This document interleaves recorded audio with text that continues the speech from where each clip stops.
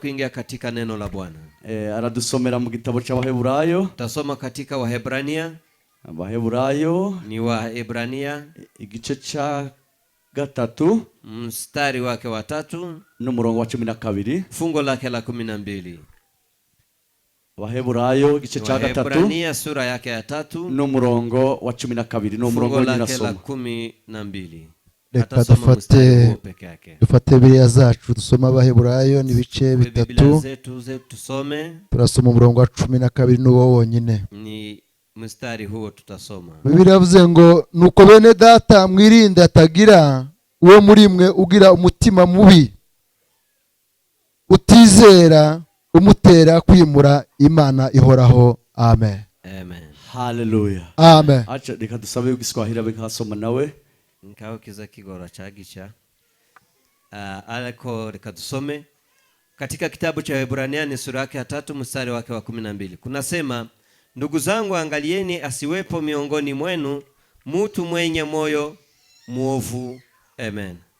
Hallelujah. Amen. Amen. Reka turabararitse nanone mu ijambo ry'Imana. Tunawalika katika neno la Bwana kugira ngo tubashe gusangira ili tupate kuchangia mazuri. Iyi niyo nkoko Imana yateguye ko dusangira. Hii ndio sahani Mungu ameandaa leo. Hallelujah. Hallelujah. Ijambo ry'Imana ni inkota. Neno la Mungu ni panga. Ijambo ry'Imana ni umuti. Neno la Mungu ni dawa. Ijambo ry'Imana rizarije komora. Neno la Mungu limekuja kutibu. Rikazarije gusenya ibikwiriye gusenyuka. Neno limekuja kubomoa yale ambayo hayastahili. Ubundi kandi rikazarije kubaka ibikwiriye kubaka. Na pia linakuja likijenga yale ambayo yanahitajika kujengeka. Rero mu mwanya turi bukoreshe, lakini kwa muda ambao tutatumia, reka turarike buri wese kugira ngo tubane. Acha niwaombe sisi wote tuwe mahali pa. Hallelujah. Amen. Harukundu abantu bo iyo bageze mu ijambo, kuna gisi watu wakifika katika neno, Satani zibateza guhuga. Watu ambao wanaanza kuzubaa kidogo kidogo, bazabahuga kugira ngo batasingira icagaciro. Yani kuna hiyo mtu anaweza kuzubaa ile asipate yale ambayo. Ariko turabararitse kugira ngo, lakini tunawalika tubashe kugira ico dusingira no munsi, ili tupate kushika letu. Umuririmbyi yavuze ngo ijambo ryawe ni ukuri. Mwimbaji amesema neno lako ni kweli. Ineza yawe yangezeho, ni uzuri wako umenifikia. Ndahinduka, mimi nikabadilika. Hallelujah. Amen. Ndabifuriza kugira ngo ijambo ry'Imana ribashe kuduhindura. Mimi nawatakia neno la Mungu lipate kutubadilisha. Ijambo ry'Imana ribashe kutwubaka. Neno la Mungu lipate kutujenga. Ijambo ry'Imana ribashe kutugeza mu rugero rukwiriye. Neno la Mungu lipate kutufikisha kiwango kizuri. Hallelujah. Hallelujah. Tuzamure icubahiro. Tumpe Bwana utukufu. Hallelujah. Hallelujah. Hallelujah. Twatekereje dutekereza kuri iri jambo. Tulipofikiri katika neno hili, twarihaye umutwe uvuga ngo, tumelipa kichwa kisemacho icyaha cyo kwimura Imana. Dhambi za kumkana Mungu. Icyaha cyo kwimura Imana. Dhambi za kumtoa Mungu nafasi yake. Icyaha cyo gukura umuntu, cyo gukura Imana mu muntu. Dhambi za kutoa Mungu ndani ya mtu. Hallelujah. Amen. Kwimura Imana, kutoa Mungu ndani yako, gukura Imana mu cicaro cayo, kutoa Mungu nafasi yake katika kiroho zako, ukayishira ahatariho, unaiweka mahali ambao hakustahili. Hallelujah. Amen. Turavuga me Imana iduha, tutasema yale Mungu atakabidhi. Ariko kumudufashe gutekereza uburyo ki umuntu yakwimura Imana. Lakini tafadhali jaribu kufikiria gisi mtu anaweza kutoa Mungu ndani yake. Nabiriya byatera kugira ngo Imana ibashe kwimuka mu na yale ambayo anaweza sababisha Mungu atoke ndani ya mtu. Imana idufashe. Amen. Dutekereza iri jambo, tulipofikiria neno hili, twasanze ijambo kwimura havamo ijambo riva mu ijambo kwimika. Tumekuta kuna neno ambayo ni kuweka na pia kutoa. Mbere yuko habaho kwimura, kabla ya kutoa, rigomba kubanzirizwa n'ijambo rivuga ngo kwimika. Ni lazima kuanziwe na neno kuweka. Kandi kwimika, na pia kuweka, hazahimu umwami, na kunawekwa mfalme. Hallelujah. Amen. Hallelujah. Amen. Hazahimu umwami, ni lazima mfalme awekwe. Kandi umwami ni umunyecubahiro, pia mfalme ni mtu mwenye heshima, kugira ngo izo nshingano azigeremo, ili apate kufikia kiwango hiko, bisaba ko yimikwa, ni lazima awekwe mahali hapo. Hallelujah. Amen. Hano umwami tugiye kuvuga muri aya magambo, mfalme ambayo tutamsema hapa ni umwami Yesu. Ni mfalme Yesu. Hallelujah. Amen. Umuririmbyi yaravuze aravuga ngo nageze ku mwami Yesu. Mwimbaji amesema nimefika ndani yake Yesu. Aravuga ngo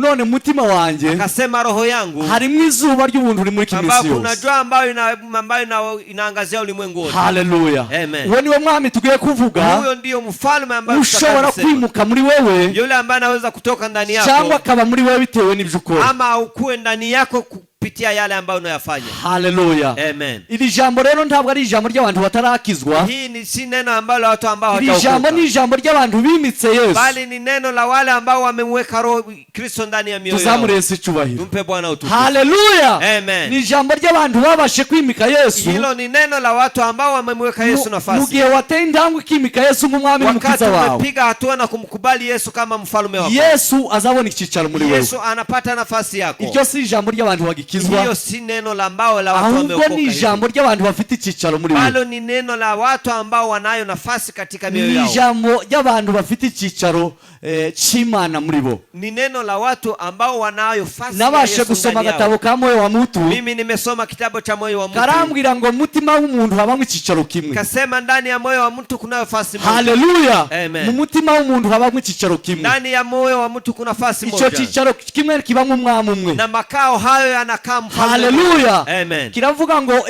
iyo ngo umuntu yimitse Imana, kama mtu amekubali Yesu, umwuka w'Imana ngo ni uzuganza muri we. Roho wa Mungu ndiye anatawala ndani yake. Ibyo akora biza biyoborwa n'umwuka. Yale ambayo anayatenda yanaongozwa na Roho. Yimitse Imana, kwa sababu ameweka abayoborwa n'umwuka. Hao ambao ni kwijambo libitubwira neza likavuga ngo abayoborwa n'umwuka nibo bana b'Imana. Hiyo ndiyo gisi neno inatuambia ambao wanaongozwa na Roho wa Mungu ndio wana wa Mungu. Icyo ni cicaro uba wahaye Imana. Hiyo ni nafasi ambayo umempa Yesu. Iyo amaze guheza Imana icicaro, wakati umempa mfalme na makao izigenga ubuzima bwawe, yeye anatawala maisha yako, ikagusanga, yeye anakuja kwako. Haleluya. Amen. Icyo ni cicaro kizima.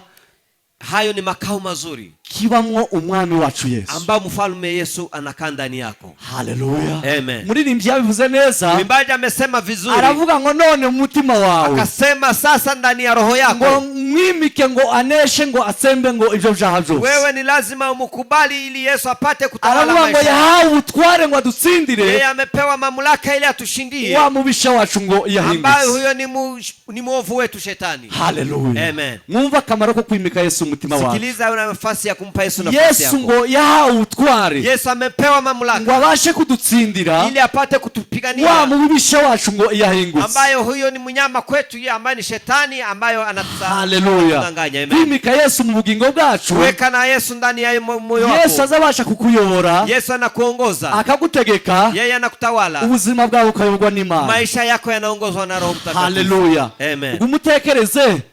Endelea kufikiria uwo wimitse muri wewe, yule ambaye umempa nafasi ndani ya roho. Umutekereze kiriya cha kwimura Imana. Fikiria lile ambalo linaweza kukosa kigatuma wimika ibigirwamana, ili upate kupa nafasi miungu ndani yako. Haleluya. Amen. Haleluya. Amen.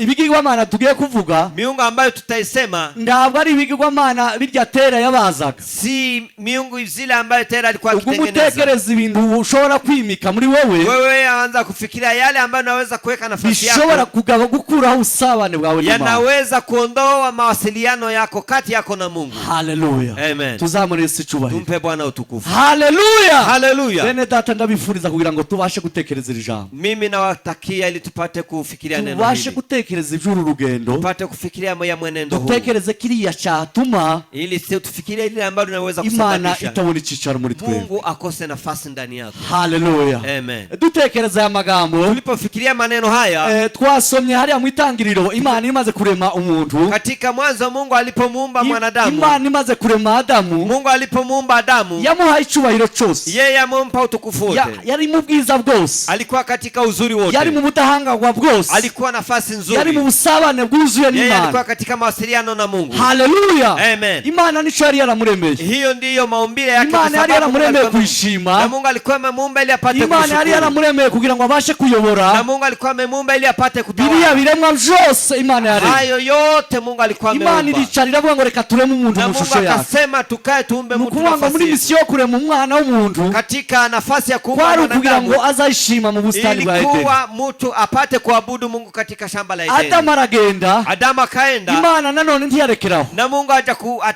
kurema umugore we Eva. Na Mungu akamuumbia msaidizi wake Eva. Kugira ngo azabashe kumara irungu muri Edeni. Ili wapate kukaa pamoja na kuongea. Haleluya. Amen. Haleluya. Amen. iyo ufite Imana mu bugingo bwawe uba uri muri Edeni. Kama ukiwa na Mungu ndani yako, wewe uko Nukuvuga katika ngo shamba la Adamu yari Edeni. muri Edeni, Adamu alikuwa katika shamba la Edeni, Imana yamusuraga uko na Mungu ishaka. alikuwa akimtembelea gise alikuwa akitaka. Imana yavuganaga nawe buri uko ishaka. Mungu alikuwa akiongea naye mara Ariko kwa kandi mara, haje kuvuga ijambo. lakini kumekuja kuongea neno. Haleluya. Amen. Adamu ngo ntiyazirikana icyo Imana yakoze. Yani Adamu hajaweka nafasi Imana yale Mungu ambaye imuhitegeko ametenda. ntiyamushize muri Edeni ngo agumemo gusa. Na Mungu alipomweka hapo, Ariko Imana yashizeho itegeko, na Mungu ameweka sheria. iravuga ngo n'umunsi wari mwariye kuri iki giti, Akasema siku utagusa katika mti huu, mumenye ko no gupfa muzapfa. jua ya kwamba na kifo kiko karibu yako. Imana idufashe. Amen. Iyo hatari itegeko ntihaba hari icyaha. Kama hakuna sheria hakuna dhambi. Imana imuha iryo tegeko, Na Mungu akampa sheria iramubwira hiyo, ngo iki giti iki, akamwambia mti huu, utekereze ibyo yari yahawe kuyobora. fikiria yale yote alikuwa Ariko amepewa Imana kuutawala, yavuze, lakini lile Mungu alikuwa Imana amesema, yadomyeho urutoki, lile Mungu alikuwa aba ari amemkataza, cyo Satani aheraho, na shetani ndiyo ameanzia hapo, anyuze mu mugore wiwe, akipitia katika bibi yake, ngo inzoka ngo iramwegera amubwira ngo na nyoka akamkaribia, akaanza ese kumwambia, harya ngo Imana yarabwiye ngo ibi byose mubitaware. je, Mungu amesema nini katika kupitia haya yote? Amesema, amabwira amakuru, akamwambia habari kuko zote, inzoka ga Satani aza amakuru yose. kwa sababu shetani Ari anajua gihe habari azaza zote, akakubwira yawe kandi akayakubwira mu na izina, kuna maana anakuja na kuambia yale yako, na anaambia ayavuga katika majina. atayabebera akayavuga mu izina. Hata anasema asipopitia pembeni, Eva aramubwira ngo kabisa. Imana yatweguriye byose, Lakini Eva akamwambia Mungu ariko usibye ametupenda kino yote, giti cyonyine, isipokuwa mti huu, igiti kimenyesha ngo icyiza ni kibi. mti ambao unajulisha mema pia mabaya. Inzoka ihera ko iramubwira ngo aho naho, Na nyoka akamwambia ahubwo si ico, hapo si hiyo, nimukiryaho muzosa n'Imana. yani mkila mti huu, yani mtafanana Uwo na Mungu. mwanya ngo Eva arasoroma, Na Eva wakati wakatamani kula mti huu, ntiyarekeraho ashira umutware we, yeye akachuna mbegu hizo na akala na baba akapeleka, bashize bimitsi ikigirwamana, yani wakaweka miungu ndani baba yao, bimuha Imana muri Edeni, yani wakatoa Mungu katika Edeni, baba batangiye kuyoborwa n'amarangamutima yani yabo. wakaanza kuongozwa na Imana iri mu ishara ijuru zao. ibibonye irababara, Na Mungu alipokuwa juu mbinguni imanurwa no akahuzunika, kubasura nk'uko na yazaga, alipomaliza imanurwa no kubasura nk'uko na Mungu yazaga. akashuka kwa sababu ya kuwatembelea Ariko kama kubera ilivyokuwa ko bari bimuye Imana, kwa sababu walikuwa wametoka nafasi ya Imana yari Mungu, yimutse muri bo. kwa sababu Mungu alikuwa ametoka ndani yao. Adamu aramubwira ngo twumvise imirindi yawe turahura. Adamu akamwambia tumesikia kishindo chako, tumekimbia. Imana idufashe. Amen. Bene data, ikiza kimura Imana, Lile ambalo linatoa Mungu ikiza ndani yako, gikura umuntu mw'Imana, lile linatoa katika uhusiano wa Mungu na mtu, ikiza kimura umuntu Imana mu muntu, yale yanasababisha mtu asikoe na uhusiano na Mungu, nuguca kwitegeko ry'Imana. ni kupitia katika sheria ya Mungu. Haleluya. Amen. Nuguca gukora ibinyuranye n'ubushake Ni bw'Imana. kupitia katika Uwo kinyume ya mwanya sheria za Adamu Mungu. na Eva ngo Imana ngo irabahana, Wakati huo wakaadhibiwa na Mungu, ibasora mu ngobyi ya Edeni. na Mungu akawatoa katika Abo shamba ni la abantu Edeni. ba mbere babashije Hao ni watu wa kwanza kwimika icyaha ambao wameweka dhambi ndani mu yao cyimbo cyo kwimika Imana.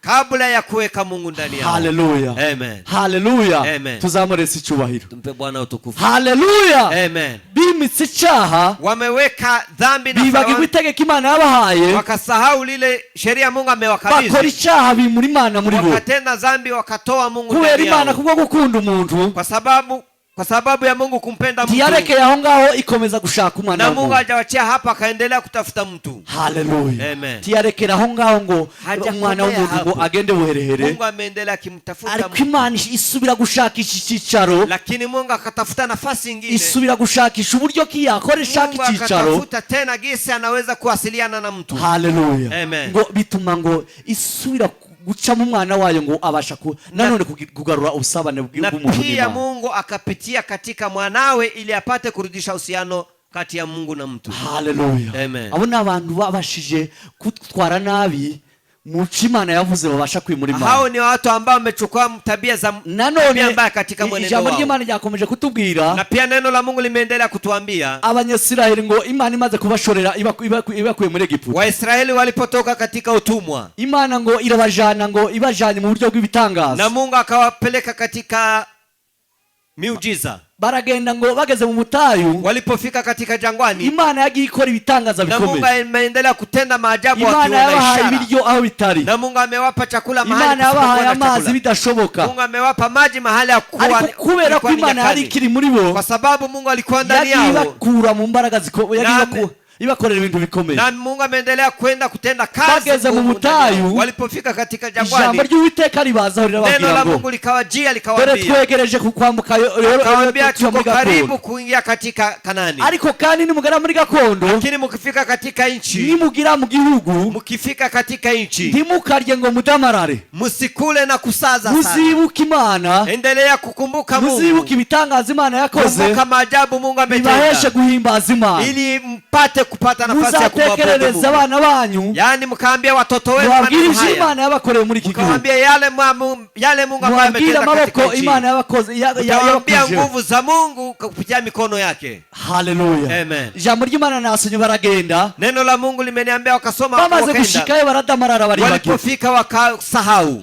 Imana idufashe. Mungu atusaidie. Hari igihe Imana isubiza umuntu, Kuna hao wakati Mungu anajibu mtu, yagukura mu kaga ugeze mu bisubizo, wakati mnakutoa katika shida, iyo nabikaba impamvu yo na hiyo kwimura inakuwa Imana, sababu ya kumkana ngo Mungu. ntibatekereza ngo ibyo Imana yakoze, Hawajafikiria yale yote Mungu ambaye ahubwo ametenda, baradamarara, bali wakaendelea aho kujisaza, bararya barirara, wakala na wakasahau, bimuka ibigirwamana, wakaweka miungu ndani ngo yao, bitera ngo Imana kongera kubahanisha igihano, na Mungu akawazebu tena kupitia ngo pigo barongera lingine. bagenda ngo imyaka 70 mu bunyage, Pia wakaenda katika utumwa wa miaka 70, kubera ko batazirikanye amategeko n'amateka kwa yabo, sababu hawajashika bituma kandi sheria za nanone Mungu. Na Mungu kasababisha Mungu tena baja mu bunyage. wakaingia katika Ico utumwa.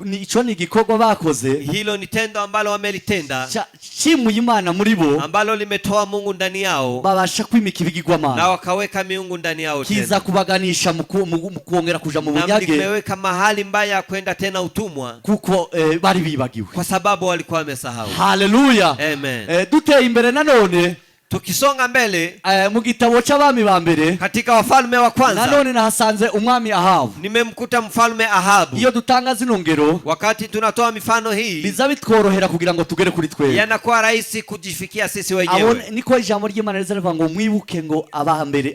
Neno limesema kukumbukeni wakuu ama waliotutangulia. ngo ahangaha nanone Mahali hapa uyu mwami Ahabu, mfalme Ahabu, umwami Ahabu nawe nasomye amateka ye, nimesoma historia ya mfalme sanga Ahabu. n'umwami ugira 7 wa Israeli. Yeye nimekuta ni mfalme wa 7 wa Israeli. Umwami wa mbere ni Sauli, Mfalme wa kwanza ni Sauli, hagati hari abandi, makati kuna wengine ariko wafalme, nashatse ko dutekereza kuri uyu mwami lakini Ahabu. nimeweka kidole changu kwa Ahabu. Bwana Yesu asifiwe. Amen. Dutekereze kuri uyu mwami Ahabu. Tufikirie kwa mfalme Ahabu. Nasomye nsanga hari ijambo rivuga ngo Nimesoma nikakuta kuna Ahabu neno, ngo yakoze ibyangwa n'Imana Ahabu ametenda maovu kuruta ngo abandi bami bose. kuliko wafalme wote. Imana dufashe. Amen. Ahabu yakoze bitandukanye n'ubushake Ahabu bw'Imana, ametenda maovu ama tofauti na mapenzi ya Mungu. ngo yimura Imana muri Israeli, Yeye akatoa Mungu katika Israeli, akingurira ibigirwamana. yeye akapa nafasi miungu. Haleluya. Amen. Ngo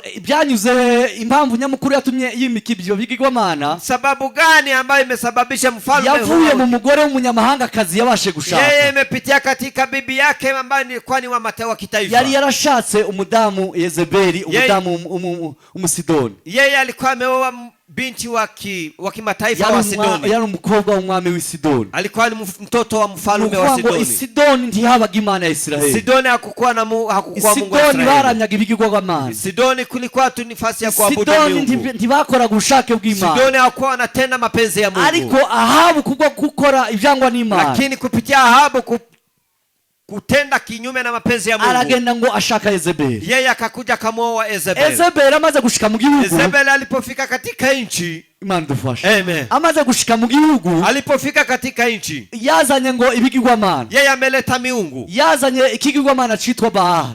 Yeye ameleta miungu ambayo inaitwa Baali. Birangira umwami ngo n'abandi benshi Mwisho mfalme na wengine bavuye ngo mu bushake bw'Imana, wakaondoka katika mapenzi ya Mungu, batangira kuramya Baali, yani wakaingia katika mapenzi ya batangira Baali. gukorera ibigirwamana, Wametoka kwa Mungu wakaingia kwa batangira miungu. kugendera mu bushake Hao bw'ibigirwamana, wakaanza kutembea katika bimura nafasi ya Imana muri Mungu. bo, Hao wakaondoa Mungu bimukira ndani yao, ibigirwamana, yani wakaweka miungu ndani yao. bibagirwa Imana yakoze imirimo Wamesahau n'ibitangaza, Mungu ambaye ametenda maajabu, ahubwo bakorera Baali na wakaendelea kumtendea Bahali kubw'inama mbi yo kutumvira ubushake kwa bw'Imana. sababu ya shauri mbaya za Yezebeli ngo niwe wazanye muri Israeli ngo umwuka wo kwambara nabi mu bagore. Yezebeli katika Israeli ndiye ameleta kuvaa vibaya kwa ibi wanawake byose wa Israeli. mubona bya makiyaje, ibi byose mubona byose bihari ubunyine. Haya yote munaona ya kisasa. Nyiribayazane nasanze ari Yezebeli. Mwanzilishi wa kwanza ni Yezebeli. Ngo bakingurira ngo ibigirwamana, wakafungua nafasi ya miungu.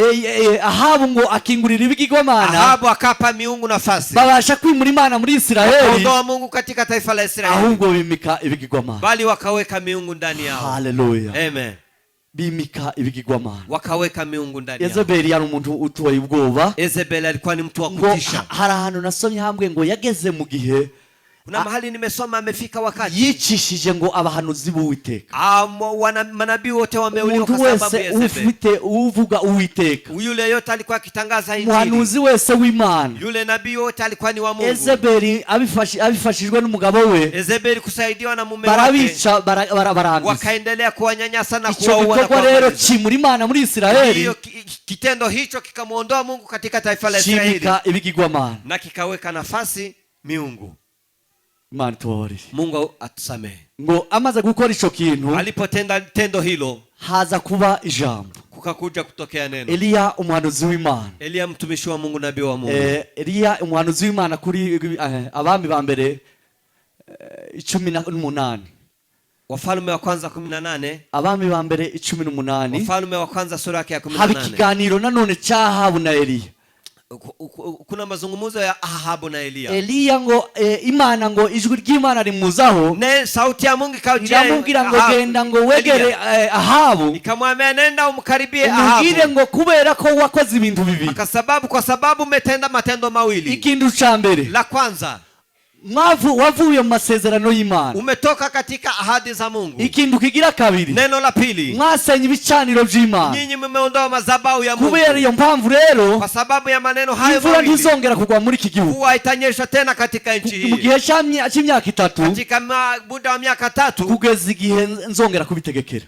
Wakati kufikia kiwango mimi nitaamuru tena. Israeli ibigiye mu kaga, Israeli kaingia katika shida, ubwoko bw'Imana babugiye mu kaga, taifa la Mungu likaingia katika shida, kwimika ibigirwamana, kwa sababu ya kupa nafasi miungu. 18:24, 18:24 hatubwiye ngo igihe kiragera ngo baja mu mapfa, baja mu nzara imyaka 3. Wakati umeingia wakaingia katika kipindi cha Eliya arahunga, agenda aho Imana yamutegetse guhungira. Eliya akakimbia mahali alikuwa ameandaliwa na Mungu. Igihe ngo kigeze cyo kwiyereka Ahabu, wakati ilipofika wa kujionyesha tena mfalme Ahabu, igihe Imana kigeze, wakati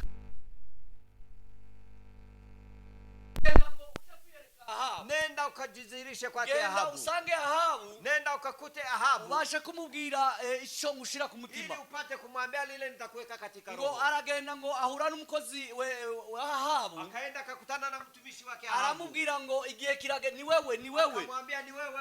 Igihe kirageze rero ko tujana ukaja guhamagara umwami, twende ili upate kumita mfalme, kugira ngo tubashe kuganira, ili tupate kuongea na yeye. Kwa mbere bari baraganiriye, kwa sababu mara ya kwanza alikuwa ameongea. Eliya aragenda arahunga, Eliya akakimbia, umwami agerageza kumushakisha, mfalme akaendelea kumtafuta, ariko ntibyakunda, lakini hakufikia. Ariko igihe kiragera, lakini wakati ulipofika, kugira ngo habashe kubaho icicaro c'umwami Ahabu n'umukozi w'Imana Eliya, kukakuwa tena mawasiliano wa mfalme na katika mtumishi wa Mungu. Ngo uwo mukozi w'Imana aramubwira ngo ntibyakunda, akamwambia haiwezekani, ntibyakunda ko nja kuri Ahabu, haiwezekani nimwendee kuko ndabizi neza gukorana n'umwuka w'Imana, kwa sababu ndabizi neza gukorana n'umwuka w'Imana. Mimi najua kwamba unafanya kazi na roho ya Mungu. Ningusiga ngaja kuvuga makuru, nikiendelea hapa niende kutangaza umwuka w'Imana yaguteruye yakujanye. Mimi nitakuta roho wa Mungu amekuondoa hapa. Umukozi w'Imana aramurahirira aramubwira ngo Yesu wa Mungu akaapa kwa ajili yake, uyu munsi Imana ndashaka kubonana na Ahabu. Akamwambia siku ya leo nataka kuonana na Ahabu. Haleluya, amen. Uyu munsi ndashaka kubonana na Ahabu, siku ya leo nataka kuonana na Ahabu. Amurahira Imana ya Israeli, akaapa jina la Mungu, aramubwira ngo genda umubwire. Akamwambia nenda kamwambie. Arirukanga aramubwira, akakimbia akamwambia,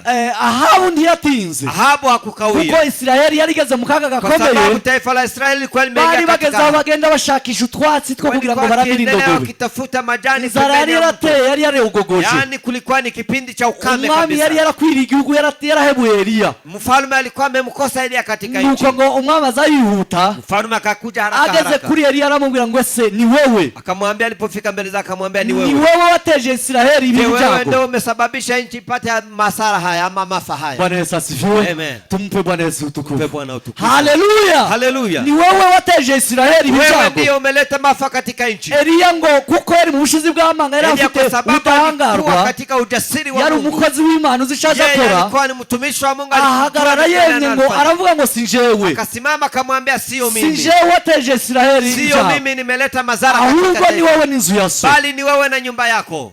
Bwana Yesu asifiwe. Amen. Biroroshe ko wateza ibyago mu rugo, Inawezekana kwamba wewe uweke madhara katika ufikize ibyo familia. wimika binyuranye n'ubushake bw'Imana. Wakati umeweka nafasi Biroroshe ko wateza ibyago mu itorero, inawezekana wewe uweke biroroshe ko madhara wateza katika ibyago kanisa. mu gihugu. Inawezekana uweke madhara Ngo katika Eliya nchi. ngo umukozi w'Imana nanone aramutegeka, Elia mtumishi wa Mungu akamwamuru. nako Eliya ategeka Ahabu, Elia akaamuru Ahabu, aramubwira ngo zana abahanuzi baba, akamwambia leta manabii wa zana habari, abahanuzi ba Ashera leta manabii wa Ashera 450 40 na na 50 450 40 50, tugenda tuje kureba Imana nyama, ili twende tukatazame Mungu, tugenda tuje gupima Imana mukorera, ili twende tuone Mungu ambaye iriya mnamtumikia, mwimitse iriya mwirirwa mfukamira, yule Mungu ambaye mnamwabudu, turebe niyo mwimuye iyo ariyo, tuangalie na Mungu aliyo ndani yangu. Bwana Yesu asifiwe. Amen. Ngo ibyo bintu ngo umwami arabifata, Mfalme hayo akayashika, formire yose y'ibyo bari bukoreshe Eliya ni wabimubwiye, yale yote, njia zote ambazo alikuwa akitumikisha Elia ndiye inzira amemwambia. zose bari bukoreshe Eliya ni Yani hesabu zote walikuwa akitumia Elia ndiye alikuwa urumva amemwambia. ko byari bisobanutse kugira ngo umuntu wateje ikibazo ari utegeka mu gihugu, Ni ya kwamba mtu ambaye ameweka madhara muri ndiye uwo atawale mwanya tena Eliya nchi. ni wazobwira ico bakora, Yani Elia ndiye alikuwa ngo akiwaambia yale arababwira ngo muzane watakayofanya. imfizi zibiri, Kale akamwambia leta dume 2, imwe yanyu moja yenu n'iyindi yanje, nyingine yangu, tugerageze turebe tujaribu Imana tuangalie iri busubirisha umuriro, yule ambaye Mungu atakayejibu kupitia iyo niyo moto. Mana tuzakorera. Huyo ndio Mungu tutakayemtumikia. Haleluya. Amen. Muri Israeli hari harabaye kwibagirwa gukomeye, Katika Israeli kulikuwa bari bagezaho Saufa. bagera kwigeragezwa ringana riri mu rugo rwego, walikuwa wamefika kiwango cha ngo kujaribiwa. ntibatinze nanone barabyemera. Hawajakaa sana, Eliya wamekubali arababwira ngo hayo. nimufate imfizi yanyu Elia akawaambia shikeni dume wenu, muyitemagure, nyinyi mtamkata ama muyishireho mumchinje, inkwi, mtamweka katika kandi kuni, ngo ntihagire ngo ubasha gucanamo. na kuna mtu ambaye ataweka moto. Ibintu by'Imana ntibigira biza bikorwa nyine mu buryo bw'Imana, Yaani maneno ya Mungu yanatendeka katika kubera ko kimungu. bariya bakoreraga Bahali Kwa sababu hao walikuwa wakimtendea Ahabu, byarashobokaga ko bagira n'ikibiriti. ilikuwa ingewezekana hata wakuwe na mshale Abantu kidogo. bakorera Satani bagira utuntu Yaani bazagendana, mtu ambao wanatumikia shetani wana maneno abantu maneno. bakorera mu mwijima Yaani watu wanatumikia katika bagira giza. utwo bazabihambiraho, Kuna yale ambayo wanajiwekea, ariko utwo tuntu ntaco tuzatumara. lakini hayo hayawezi kusaidia. Umukozi w'Imana arababwira ngo Mtumishi wa Mungu akawaambia ntihagire umuntu ucanamo, kusikuwe mtu ambaye ataweka ngo moto, babasha gutegura ico gicaniro, na wakaondoa madhabahu hayo. habe na formule y'igicaniro. Nasanze formule y'igicaniro yabereye ijagaraye,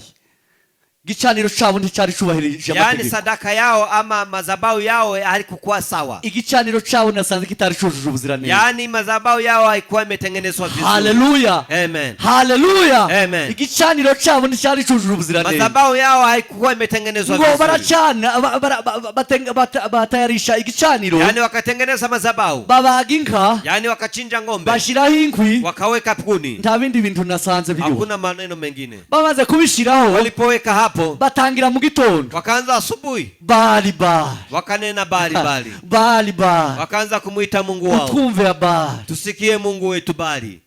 Haleluya. Amen. Batangira mu gitondo ngo bageze ku manywa. Yaani wakaanza asubuhi, Hari walipofika amajambo akomeye y'umukozi w'Imana nasomye. kuna maneno magumu ya mtumishi wa Mungu. Eliya ngo umukozi w'Imana Elia mtumishi wa Mungu, yarazi kiri bube. yeye alikuwa amejua yale ambayo atafanyika. Haleluya. Amen. Eliya yarazi kiri bube. Alikuwa amejua lile ambalo Ibyo yaza akora litakalofanyika. yarabifite formule, Yale alikuwa akisema, yeye alikuwa yarazi amejua, ibyo Imana iri bukore. kwa sababu alikuwa amejua lile litakalotendwa na Yavuganaga Mungu. n'Imana, yarafite Yeye icyicaro alikuwa cy'Imana muri akiongea we. na Mungu kwa sababu alikuwa na Ngo makao ndani arabashinyagurira, yake. arababwira ngo Yaani akaanza kuambia, nimugerageze. akawaambia jaribuni tena. Mana idufashe. Amen. Nimugerageze. Jaribuni tena. Ahari Imana yanyu hari ibyo iri gutekereza. Inawezekana Mungu wenu anafikiria maneno Ahari mengine. Imana yanyu yasinziriye. Inawezekana Mungu wenu amesinzia. Ahari Imana yanyu yazindutse. Inawezekana Mungu wenu ameenda safari. Ahari Imana yanyu ntibitayeho hari ibindi birimo. Yani kuna yale mengine Mungu wenu ambaye ngo anaweza barongera ngo kufanya. bisubizamo intege, Yani tena wakaongeza nguvu. barataka Bali Yani wakaanza tena kulia Bali dutabare, Bali tusikie na Bali utusaidie. Bali wakaita jina la Mungu wao. ntiyabasha kugira ikibamarira, Na hakuna lile ambalo amewasaidia. kuko umuririmbyi yaravuze ngo zifite amatwi ntizumva, Mwimbaji amesema wana masikio zifite lakini amaguru hawasikii, ntizigenda, zinayo miguu lakini hazitembei. kwitwa Imana kwazo ni ubusa gusa. Kuitwa miungu kwao ni bure. Haleluya. Amen. Kwitwa Imana kwabo ni ubusa, Kuitwa miungu kwao kwitwa Imana kwazo ni ubusa kuitwa gusa. miungu kwao ni ngo bure. egihe ngo kigeze cyo mafia Wakati ni munsi. ulipofika wa Mungu. Haleluya. Haleluya. Eliya yarageze mu kazi. Eliya alikuwa ameingia nafasi ya Eliya Mungu. yarageze mu kazi. Eliya alikuwa ameingia katika usiku. Haleluya. Amen. Haleluya. Haleluya. ngo baragerageza barikebagura baba maraso bose. Wakajaribu wakajikata. Eliya umukozi w'Imana ngo arababwira ngo ubwo byananiranye, Akamwambia kwa sababu yenu yameshindikana. komantere zani narinzi ko bitakunda. Mimi Izo nilikuwa nizanje. hayo yangu nilikuwa nimejua Narinzi ko bitakunda, ibyo mwari murimo narinzi ko ari yale ibyanyu. ambayo alikuwa muyafanya. ngo Eliya ngo akora ibintu bibiri. Eliya akasema maneno mawili. Haleluya. Amen. Eliya yari afite formule y'igitambo. Yeye alikuwa na hesabu Eliya yari ya afite mazao. inzira akoresha Yeye alikuwa na njia ambayo atatumia kugira ngo Imana ya Isiraheli ihabwe icubahiro. ili Mungu wa Israeli apewe nafasi. Eliya ngo arababwira ngo nimunegere, Akawaambia nikaribieni. arababwira ngo mwegere hano, Akasema karibieni hapa. muze hano. Karibieni. Urumva bari barushe. Walikuwa wamechoka Hari sana. ijambo nasomye biri yambwiye ngo Kuna neno ngo nimesoma. bagejeje ku masaha ya nimugoroba, Walipofika jioni ngo baguma kuva ku gicaniro bukebuke. wakaenda polepole. Mu yandi magambo Eliya yaje kubabwira ngo nimunegere, Eliya akawaambia nikaribieni. agisigaye wenyine. Kwa sababu alikuwa amebaki ngo hapo. Eliya icyo yakoze ngo yacukuye uruhavu, Eliya alile amefanya amekata mfreji. akora gahunda y'Imana. Akatenda ngo amaze gucukura uruhavu, alipokata mfreji afata ngo ikimasa ngo baragitemagura. na yeye akachukua ng'ombe yake akachinja. Urumva no kugitemagura niwe wagitemagura ntiyarakibizeye. Yeye amekachinja. Aragitemagura Akaanza kuchinja ngo akirundaho inkwi, akaweka kuni juu. ngo iwe ngo akora ngo ibyo batari bakoze. Yeye akatenda lile ambalo ngo hawajatenda. afata ngo amazi, Akachukua maji. ijambo ryawe ni ukuri. Neno lako ni ukweli. Afata ngo amazi, Akachukua maji. ngo abasha ngo arababwira ngo nimuyashiremo, yarimo abategeka muyamenemo. Yeye alikuwa akiwaamura akiwaambia kugira wekeni ngo maji arangiza akantu kose kaza kuvuga ngo harimo agashirira. ili akuje kumaliza lile ambalo linaweza kuwa sababu. Haleluya. Amen. Tuzamureze icubahiro. Haleluya. Amen. kugira ngo bave mu ijambo rivuga ngo harimo akantu. Watoke katika iby'Imana ntibigira akantu, yani ya Mungu hakuna lengine. ahubwo iby'Imana ni ukuri. Ya Mungu ni ngo ukweli. Eliya ngo bamenamo amazi inshuro ya mbere, Eliya akaweka maji mara ya bamenamo kwanza. amazi inshuro ya kabiri, Akaweka maji mara ya bamenamo pili. amazi inshuro igira gatatu. Mara ya tatu ngo akaweka maji. amazi arasendera. Yani maji yakajaa mfreji. Haleluya. Haleluya. Amazi arasendera. Maji yakajaa. Haleluya. Amen. iyo wimitse Imana muri wewe, Ukiweka Mungu ndani yako, uzuhorana ubwiza bw'Imana, unakuwa na mpako wa Mungu. uzuhora ugendana n'Imana, Unaendelea kutembea. uzuhora uyoborwa n'Imana. Unaendelea ngo amazi amaze gusendera, maji alipojaa, Eliya ngo ntiyavuze ibintu byinshi. Eliya hakusema maneno mengi. Haleluya. Haleluya. Eliya yaravuze ngo Mana ya Isaka, Akasema Mungu wa Isaka, Mana ya Israeli. Mungu wa Israeli. Haleluya. Haleluya. uyu munsi Siku ya leo, siku ya uyu leo, munsi bimenyekane ko ari wewe Mana. leo ijulikane kwamba ni wewe Mungu. Haleluya. Amen.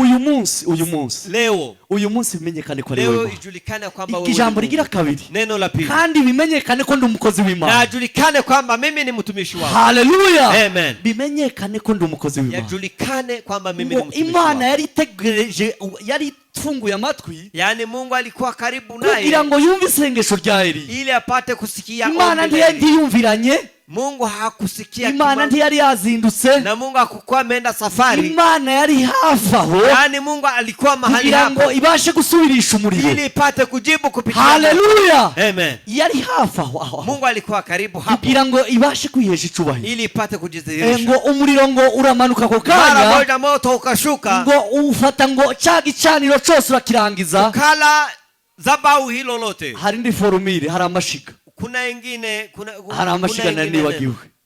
nasanze hariho amashiga kuna pia kulikuwa ibintu zingine, by'Imana byose bizabishigikirwa. yani ya Mungu yote. Eliya ngo mukubaka cya gicaniro dusubiye Elia inyuma alipokuwa akijenga dhabahu hilo, yagishigikije ngo amabuye 12 yeye ameweka jiwe ngo 12. asobanura ngo imiryango 12 ya Akasema Isiraheli. hii yanamaanisha taifa Nukuvuga ngo hari 12 ya Israeli. harasenyutse ibicaniro, Yani madhabahu yote bari bari mu Imana, walikuwa wamemtoa Mungu, ngo umuriro ngo ako kanya uratibuka, moto wa Mungu ukashuka, ngo urigata ngo za nyama zari zihari, ukalamba nyama hizo, ngo urazirangiza zose, ukamaliza, ngo ufata amabuye, ukalamba ngo majiwe, ufata amazi urarangiza, pia maji ukamaliza, ngo ndetse ngo n'aya mabuye ngo ararangira. na pia majiwe hayo yakamaliza. Haleluya. Amen. Ngo abantu bose baravuga ngo, Watu wote batera hejuru baravuga ngo wakashangilia, Imana ya Eliya niyo Mana. wakasema Mungu wa Elia ndio Mungu. Haleluya. Amen. Imana ya Eliya niyo Mana. Mungu wa Elia ndio Imana Mungu. ya Eliya niyo Mana. Mungu wa Elia ndio Ivyo Mungu. twagendeye ngo ivyo twimitse Yale yote tumeweka ndani ni yetu, ubusa gusa, hayo yote ni ariko ubatili. Imana ya Eliya Lakini Mungu wa Elia ibashije gukora yeye ibitangaza. ameweza kutenda Ngo uwo maajabu. mwanya ngo icyo yakoze, Siku hiyo nini amelifanya? ijambo ry'Imana ryambwiye ngo Neno la yamanuye Mungu ngo abahanuzi limeniambia, manabii hao arabamanura ngo abajana ku kagezi, akawachusha na kuwaweka katika mto, ngo arabarangiza bose, yeye akaangamiza, arabarangiza bose. akaangamiza. Izina ry'Imana rihabwa icubahiro. Jina la Mungu likapewa utukufu. Haleluya. Amen. Haleluya. Amen. Haleluya. Amen. Ibo ni abantu babashije kwimura Imana. Hao ni watu ambao Imana irimuka mu gihugu, hao ni ambao watu wamemtoa Mungu katika igihugu nchi, kigira amapfa, na nchi ikapata madhara, igihugu kigira ibyago, na nchi ikapata shida, igihugu kigira akaga na nchi ikapata shida gaciye mu kutumvira Imana, kupitia gaciye mu kwimura Imana, ambayo imepitia kwa watu ambao wamemwondoa Mungu bakimika na ibigirwamana. wakaweka nafasi. Haleluya. Amen. Tuzamure Yesu icyubahiro. Tupe Haleluya. Haleluya. Hari ingero nyinshi z'abantu bagiye bimura Imana, Kuna mifano mingi ya watu ambao wameondoa Mungu ndani yao bakimika ibigirwamana. na wakaingiza miungu ndani yao. Hano hari ibintu bigera kuri bingahe? Hapo kuna maneno kama mangapi? Tuza kurangirizaho tubane maso, Tutakuja kutamatisha kupitia maneno hayo bishobora gutera umuntu kwimura Imana, ambayo yanasababisha wewe uondoe Mungu ndani yako. Haleluya. Amen. Haleluya. Amen.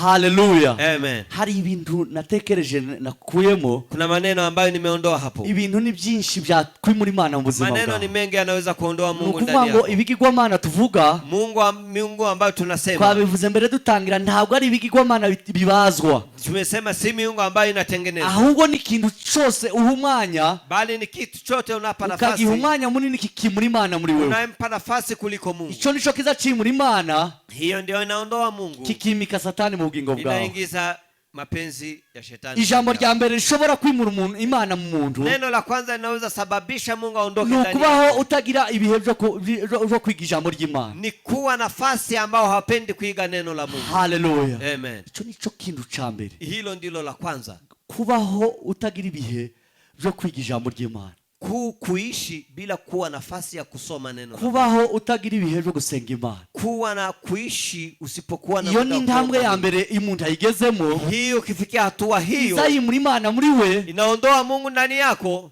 agasigara ari umugungura. wewe unabaki tu ni bure. Imana idufashe. Amen. Umukozi w'Imana Eliya Mtumishi wa Mungu Elia ngo amaze gukora ibyo, alipofanya hayo, amaze kumara abahanuzi ba Baali, alipoangamiza manabii wote wa bahari, Yezebeli nanone aramukanga aramubwira ngo mbwiye ejo kare cyane, Yezebeli akamwambia kesho ngo asubuhi amaraso alfajiri, yawe aza ubugingo bwawe uzahwana n'ubw'abariye. yakamwambia uzima wako utaangamia Eliya kama ngo wale. agira ubwoba ngo arahunga, Elia akasikia woga na amaze akakimbia. guhunga ngo ni mu yandi magambo aja kwiyahura, Yeye kama maneno mengine akaomba. ntiyatekereza icyo Imana yakoze, Yeye hajafikiria yale Mungu ahubwo ambaye atinya ametenda, Yezebeli. bali akamwogopa Yezebeli. Ntiyatekereza abagabo yari yarambitse, Hajafikiria waume ambao wameangamia kupitia ahubwo mkono agira wa ubwoba Mungu, bw'umunyamahangakazi, bali akatisha